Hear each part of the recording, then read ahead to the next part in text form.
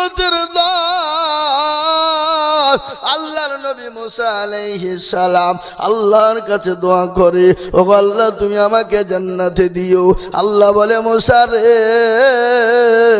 তুই তো জান্নাতে যাবি এবং তোর সঙ্গে জান্নাতের একজন সঙ্গী হবে, সে হলো অমুক দেশের কসাই। কে? অমুক দেশের কসাই। মুসা আলাইহিস সালাম বলছে আল্লাহ তুমি আল্লাহ খুঁজে পেলিয়ে না, তুমি ওই কসাইয়ের সঙ্গে দিবে জান্নাত? আল্লাহ বলছে মুসা তুই একবার খোঁজ নে। কি খবর? বসো বসো বসো, শোনা বসো, পালাও না। আমার দরদি মুসলমান, মুসা আলাইহিস সালামের কসাই মুসা নবীর সঙ্গে জান্নাতে যাবে কি কারণে? সেটা হলো তোর মায়ের জন্য। মুসা নবী আলাইহিস সালাম সে বাড়িতে গেল, কোনো পরিচয় দিল না, মেহমানদারি করলেন।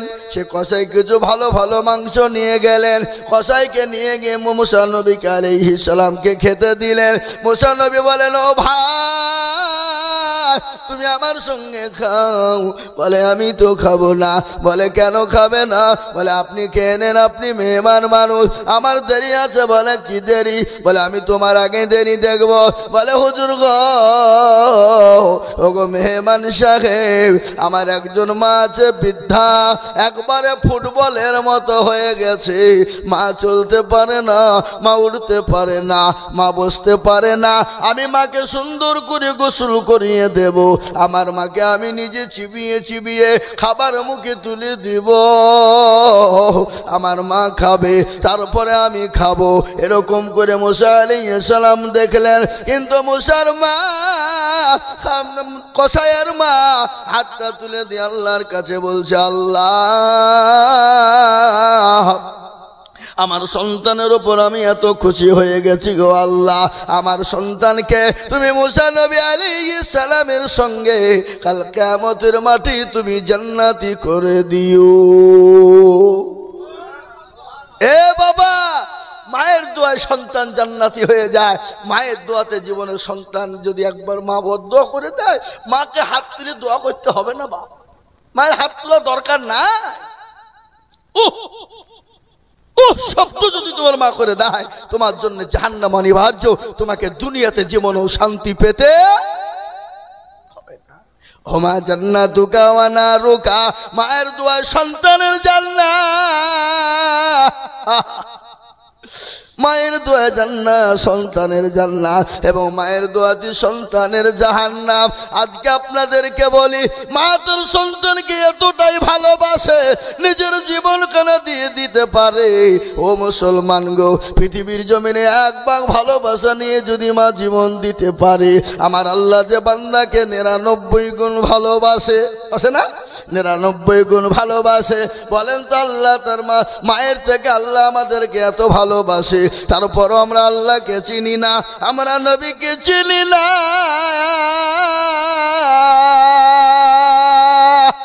একটু ফোন করে বাংলাদেশের ফোন এসছে।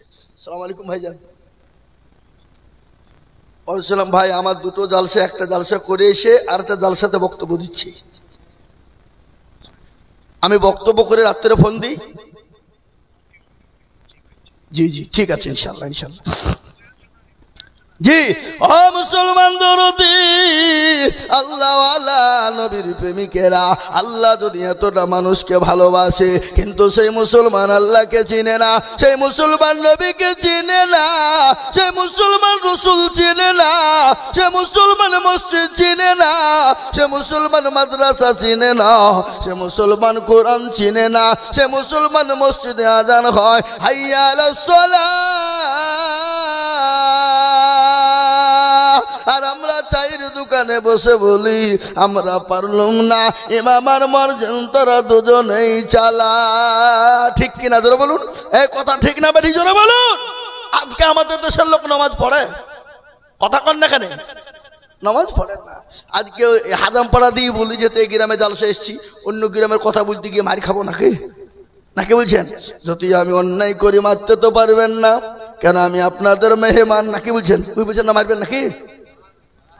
হে মুসলমান, আমাদের দেশের লোক নামাজ পড়ে না, 98% লোক নামাজ পড়ে না। অপারেশন পড়ে 90 এই দেশের লোক হিসাব জানে না নাকি গো 2% পড়ে কিন্তু 2% লোকের নামাজ হয় কথা কন না কেন 1% লোকের কোনো ভাবে হয় আর 1% লোকের নামাজ হয় না বলে হুজুর আপনি কি করে বললেন আমি আইজুল হক বলে যাই কেন হয় না বাবা কেন হয় না শুনলেন চাচা 20 বছর ধরে নামাজ পড়ে মুরব্বি হয়ে গেছে দাড়ি পেকে গেছে কিন্তু চাচা তাহাজ্জুদ জানে না চাচা দুরূদ শরীফ জানে না দোয়া কুনুত জানে না দোয়া মাসুরা জানে না দোয়া সানা জানে না ইন্না তাইনা কুল তার মধ্যে দেখা যায় কোনটা ভুল কথা বলেন ঠিক না ঠিক বুঝবে না ইন্না তাইনা কুল তার মধ্যে কোনটা ভুল কিন্তু এরা শিখাও না শিখার চেষ্টা করে না ইমামের কাছে কোনোদিন বলে না হুজুর গো আপনি তো আমাদের হুজুর ইমাম সাহেব মসজিদের একটু নামাজটা ঠিক করে দেন একটু কোরআনটা ঠিক করে দেন একটু সূরা গালা ঠিক করে দেন একটু দুরূদ শরীফ একটু ঠিক করে দেন বলে কেন গো কেন বলবে না বলেন তো দেখি কেন বলবে না কারণ আছে না নাই ডাল মে কুছ কালা है না কথা বলেন কেন বলে না দেখি ইমামের কাছে যদি চলে যায় আর ইমামের কাছে যদি শিখতে যায় আর ইমাম যদি আমার ভুল ধরে ফেলে তাহলে ইমামের কাছে আমার মোড়লি চলবে না আমার মাতাব্বরি চলবে না আমার দাদাগিরি ইমামের কাছে চলবে না আমাকে ইমামের কাছে মাথা নত করতে হবে ঠিক কিনা ধরে বলুন আর আমাদের দেশের ইমাম সাহেবরা এই মালগুলাও কিন্তু কমাল হয় এরাও কোনোদিন বলে না চাচা গো আপনি আমার পেছনে পেছনে ঘুরেন আপনি আমার মুসল্লি আসুন আপনাকে নামাজ ঠিক করে দিই কোরআন ঠিক করে দিই সূরা গালা ঠিক করে দিই জীবনেও বলে না কেন বলে না জানেন কি কারণে বলে না মৌলবি বলছে যে তো 5,000 টাকা বেতন দাও 1000 তোমাকে নামাজ শিখাবো তোমাদের ভাগ্য ভালো আমি ওযু করে নামাজ পড়াই বেশি কায়দা করবা আমি বিনা ওযুতে নামাজ চালিয়ে দেব তোমার নামাজ হলো কি না হলো আমার দেখার নাই 5,000 টাকা বেতন এ বাবা আজকে ছেলেরা মাদ্রাসায় কেন বাপ মা দিতে চায় না বলে ভিখারি লাইনে দেওয়া যাবে না ফকিরি লাইনে পড়তে দেওয়া যাবে না বলে কেন যাবে না মাদ্রাসায় দিলে ভিক্ষা করে বাড়াতে হবে মৌলবি হয়ে 5,000 টাকা দিয়ে কি হবে আমি আপনাদেরকে বলি আজ ইজ্জত সম্মান আপনারাই নষ্ট করেছেন আজকে সমাজকে নষ্ট করেছে আলেমদের সম্মান নষ্ট করে দিয়েছেন ইমামদের সম্মান নষ্ট করে দিয়েছেন আজকে আমি আপনাদেরকে বলি ইমামের বেতন যদি 20,000 30,000 টাকা হতো আমার মনে হয় চৈগনি খাজাম পাড়া থেকে প্রত্যেকটা ঘরে ঘরে মৌলবি তৈরি হতো না বলে সরকারি চাকরির প্রয়োজন নাই 30,000 বেতন মানে বড় বেতন রে বাবা তোর সুন্দর করে সংসার চলে যাবে তোকে কোনো দিকে যেতে হবে না কোরআনওয়ালা হো নামাজি হো আল্লাহওয়ালা হো দুই দিনই হবে দুনিয়া হবে আখিরাতও হবে কবরও যেতে পারবি ঠিক কিনা ধরে বলুন এই বাবা এই মানগুলো নষ্ট করছে কারা আমাদের দেশের আজকাল মসজিদের সেক্রেটারি সভাপতি কেসের এই মালগালা তো আরো করা জীবনে মসজিদ চিনে না আবার সেক্রেটারি সাজে বসে আছে সভাপতি মুখে দাড়ি নাই হারামখোর ওই সমস্ত হারামখোরদেরকে মসজিদের সেক্রেটারি সভাপতি কেসের করা যাবে না যারা নামাজ পড়ে না রোজা করে না বিড়িতে মারে টান গাঁজা মদ খায় এমনও মসজিদের সেক্রেটারি আছে মসজিদের টাকা দিয়ে লটারি কাটে আমার কাছে প্রমাণ আছে লটারি কে যে টেরে গুঁজেছে টেরে যে শুক্রবারে জুম্মা পড়তে গেছে বাপ জুম্মা পড়িয়ে বাবুজি বাড়াইতে উঠতে গিয়ে রুকু থেকে নুঙ্গিও খুলে পড়ে গেছে লটারিও পড়ে গেছে বলে নুঙ্গি তোলা বাদ দিয়ে লটারি তুলছে বলে ইজ্জত চলে যায় যা কিন্তু বেজ্জতি হওয়া যাবে না কি বুঝতে পারলেন না সেক্রেটারি মসজিদের সেক্রেটারি হবে কারা? 5 ওয়াক্ত নামাজি হবে যারা। সভাপতি হবে কারা? 5 ওয়াক্ত নামাজি হবে যারা। ক্যাশিয়ার হবে কারা? 5 ওয়াক্ত নামাজি হবে যারা। কমিটি হবে কারা? নামাজ পড়ে যারা। আর আমাদের দেশে নামাজ পড়ে না তারা হবে সেক্রেটারি। রোজা করে না যারা তারা হবে ক্যাশিয়ার। আপনার মসজিদ চিনে না যারা তারা হবে সভাপতি। ঠিক না? আমাদের দেশের মসজিদ গুলো মার্বেল দিয়ে বানায়। ও মুসলমান, মার্বেল দিয়ে 1 কোটি টাকা খরচ করে মসজিদ বানিয়েছো, আর মসজিদের ইমামের ঘর হলো সিঁড়ির তলায়। মসজিদের ইমামের বেতন হলো 5,000 টাকা। আমি আজিজুল হক বলে দিয়ে যাচ্ছি, ইমামের বেতন যদি 4,000 5,000 টাকায় নামাজ পড়েন, ওই গ্রামের মুসল্লিদের ইমামের পেছনে নামাজ হবে না, নামাজ হবে না। আপনাদের হিসাব নাই? আপনার বাড়ি সংসার চালাতে গেলে কি করি আপনি বুঝতে পারেন যে আমার 5,000 টাকায় চলবে 5,000 টাকায় সংসার? ইমামের বেতন 5,000 টাকা। মাগরিবের নামাজ পড়েছে আলহামদুলিল্লাহি রাব্বিল আলামিন আর রহমানির রহিম। আল্লাহ, মাস তো সে 27 তারিখ হয়ে গেল, 5,000 টাকা বেতন পাবো। স্কুলে তো এত ভিজিট বাকি, ও ডাক্তারের দোকানে এত বাকি। আল্লাহ, বইয়ের ছায়া কিনবো না ব্লাউজ কিনবো, ছেলের জামা কিনবো না কাপড় কিনবো। গায়রিল মাগদুবি আলাইহিম ওয়ালাদ-দাল্লিন। ফেরেশতা বলছে কি নামাজ রে, মৌলবীকে ফাটাবো, মুসল্লিদেরকে পিটবো। বুঝতে পারলেন আমার কথা না? এটা হাসি, এটা হাসি নয়, এটা হাসি নয়। তাই আমি বলি বাপ, ও আল্লাহর বদল, আল্লাহ ওয়ালা নবীর উম্মতের দল,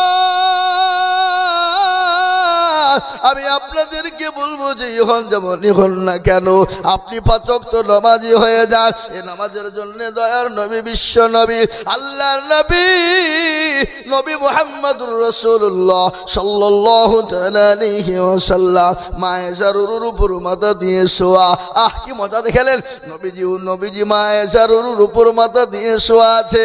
আল্লাহর নবীর চেহারার দিকে একবার করে মায়েশা তাকায়, আর পূর্ণিমার চাঁদের দিকে একবার করে আয়েশা তাকায়। আল্লাহ নবী বলেন, আয়েশা গো, তুমি একবার পূর্ণিমার চাঁদের দিকে তাকাও, একবার আমার চেহারার দিকে তাকাও কেন? বলো ইয়া রাসূলুল্লাহ, ইয়া হাবিবাল্লাহ, ও আল্লাহর হাবিব,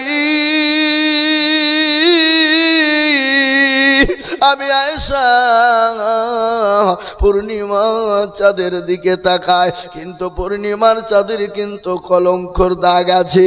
কিন্তু আমার নবীর চেহারার দিকে যখন তাকায়, মনে হয় আমার নবীর চেহারার মধ্যে কোনো রকমের কোনো স্পট নাই। সুবহানাল্লাহ বলুন। কোনো দাগ নাই। আজ আমি আপনাদেরকে বলি, গোটা বিশ্বে যে বেঈমান কাফেররা নবীকে গালি দেয়, আমি তাদেরকে বলবো, বেঈমান, আমাদেরকে গালি দাও মেনে নিব, আমার মা বাপকে গালি দাও মেনে নেব, আমাকে তুমি মারো মেনে নিব, কিন্তু আমার নবীকে যদি গালি দাও, আমাদের এক বিন্দু রক্ত থাকতে, আমাদের জীবন থাকতে আমরা ছেড়ে দেব না। এই তো বোম্বাইয়ের মহারাষ্ট্রের মাটিতে কিছুদিন আগে, 1.5 মাসও হয়নি, একজন পুরোহিত বাবা রামজি মহারাষ্ট্রের মাটিতে আমার নবীকে গালি দেয়।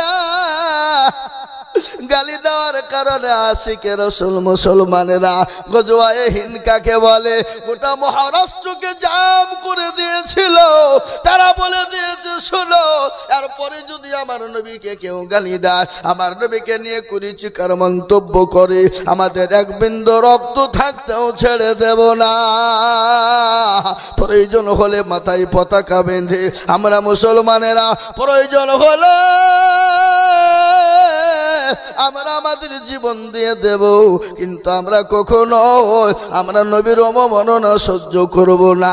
আজ আমি আপনাদেরকে বলি, যারা নবীকে গালি দেয় তারা হলো বাপের কুলাঙ্গার সন্তান। যারা নবীকে গালি দেয় তারা হলো বাপের কুলাঙ্গার সন্তান। আর নবীকে যদি গালি না দেয়, আর যদি গালি দেয়, জেনে নিতে হবে তার বাপ দাদার ধর্মের দোষ আছে, আছে না? যারা বলুন, একটা ঘটনা শুনে নেন। ওয়ালিদ ইবনে মুগীরা পাতি নেতা বুঝেন না এই পাতি নেতা বুঝেন না আপনারা? পাতি নেতা কাকে বলে? এখন তো তৃণমূলের যুগ, এখন তো তৃণমূলের হাওয়া নাকি বুঝছেন আপনারা? বলুন, তৃণমূলের হাওয়া না, ওটা পশ্চিম বাংলা বাবা। স্বামী বিবিকে বলছে শোনো ভোটটা খবরদার তৃণমূলকে দিবা না। স্বামী বিবি মিনসের আবার কাজ দেখো, 10 টাকা চাইলে পাওয়া যায় না, আর মমতা 1000 টাকা করে মাসে দিচ্ছে, তোমার কথা শুনবো? হ্যাঁ, ভোট ওকেই দেবো আমি। স্বামী বলছে সিপিএম কংগ্রেসকে মার, বলছে তোমার কথা শুনবো না, আমি যাকে মারার আমি গোপনে ঝাড়বো।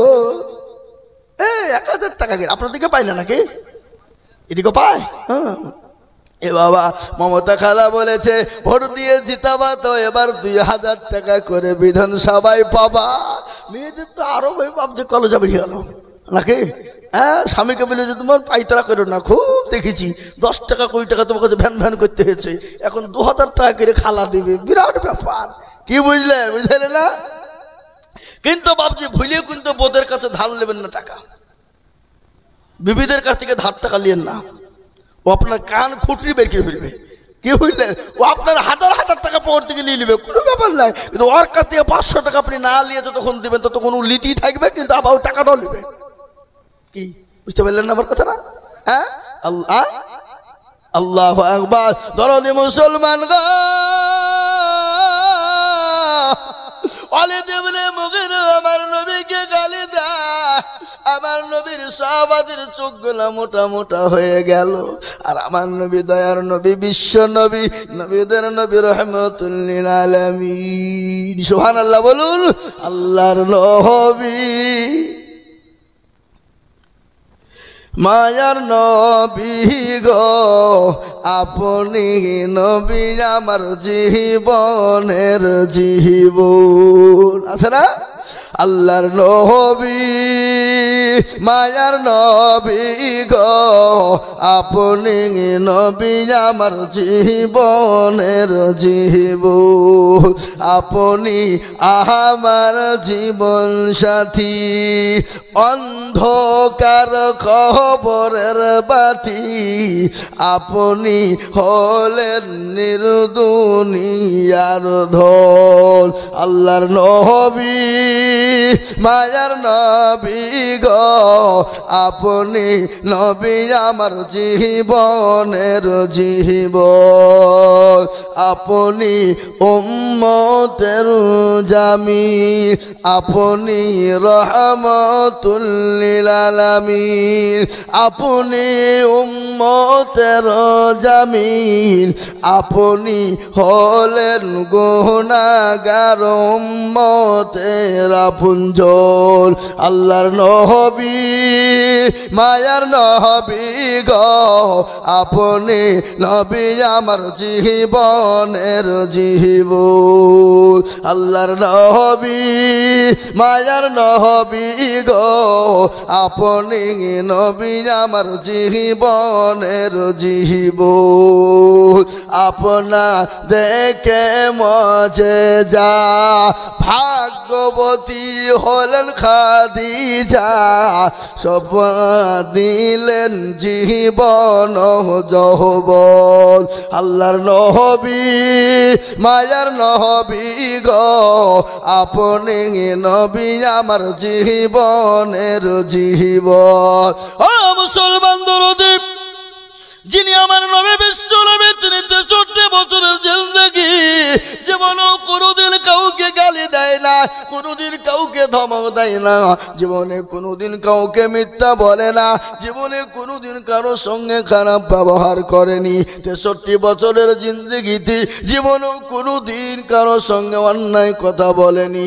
সেই নবীকে যদি কেউ গালি দেয়, মুসলমান ছেড়ে দেবে না? দেবে? জোরে বলুন দেবে? সেই মুসলমান কোনোদিন ছেড়ে দেবে না। ওয়ালিদ ইবনে মুগীরা নবীকে গালি দিল, সাহাবাদের চোখ গলা মোটা হয়ে গেল। আল্লাহর নবীর সাহাবারা বলে, নবী গো, একটাবার হুকুম দাও, আমরা কি করে ধ্বংস করে দেব, তাকে টুকরো টুকরো করে ফেলবো। আচ্ছা বলুন তো, নবীকে সব থেকে বেশি ভালোবাসতেন কারা? কথা বলেন। আমরা নাকি? কিন্তু একটা কথা আমি আপনাদেরকে বলি, সারা পৃথিবীর ওলিয়া উলিয়া গোয়াস কুতুব আলেম উলামা মুহাদ্দিস শাইখুল হাদিস সমস্ত গুলাকে এক জায়গায় যদি করা হয়, একজন সাহাবার জুতোর সমতুল্য হবে না। হবে? কথা বলেন। সমস্ত সাহাবাকে যদি একদিকে করা হয়, আমার নবীর একটা চুলের সমতুল্য হবে? জোরে বলুন না কেন? হতে পারে না। আল্লাহ নবী বলেন, ও সাহাবারা তাকে গালি দিও না, তাকে মারতে যেও না।